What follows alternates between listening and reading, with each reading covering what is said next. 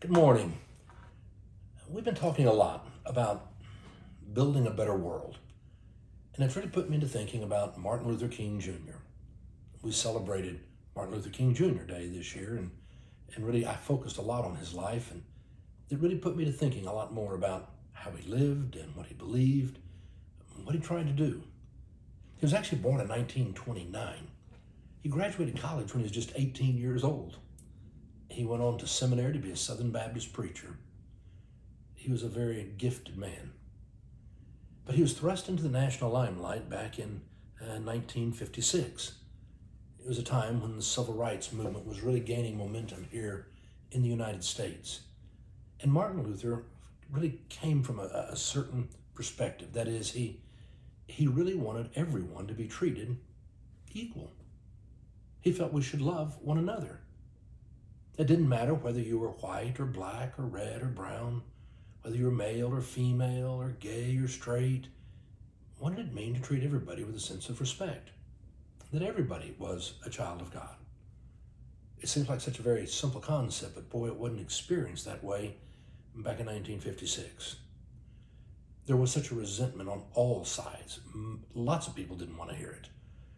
But he was always preaching to his followers, we must return love for hate. We must return goodness for evil.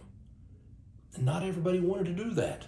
There was so much pent-up anger they wanted to strike out. But he was never for that. He really believed, just as Gandhi said, if it's an eye for an eye and a tooth for a tooth, soon the whole world is toothless and blind. No, he felt very much we had to go the way of Jesus, to turn the other cheek. And not to hate, but we're all called to love and to be respectful. And we need to do that for one another. And he expected that out of everyone in the country. Fascinating. Such a message of love was something people didn't want to hear. It was in 1956 when he came there to Alabama, and there was a bus boycott. Rosa Parks had refused to get off the bus or to take a seat at the back of the bus. And when she did, boy, it set off a moment. Just the time was right. And he came to be a part of that and to encourage people and to try to say, we can do this together. We can demand our rights, that we are treated equal. It was in 1958. He was come to Montgomery, Alabama for a book signing. And at that book signing, people were standing in line, all waiting to come in to sign his book. And there was tensions already so high. And there was a lady, Isola Curry. It would later be shown she was struggling. She had schizophrenia, all kinds of problems. And in the end, she was African American, but she went to get her book signed, and out of the blue, she had a letter opener, and she stabbed him in the chest. When the doctors arrived and they finally were trying to get him to the hospital, they said, do not sneeze, do not speak.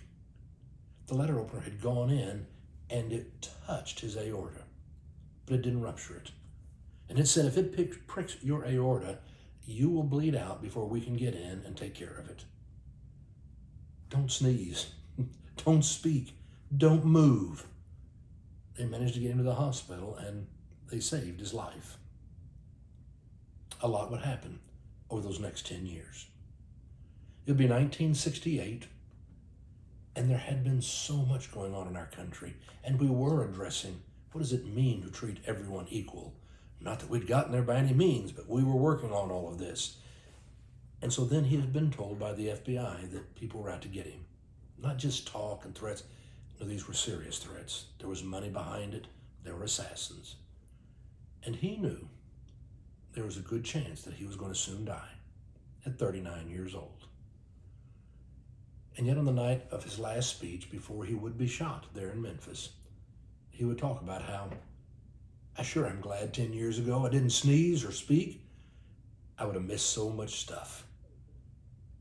He was able to look at his life and know he'd made a difference.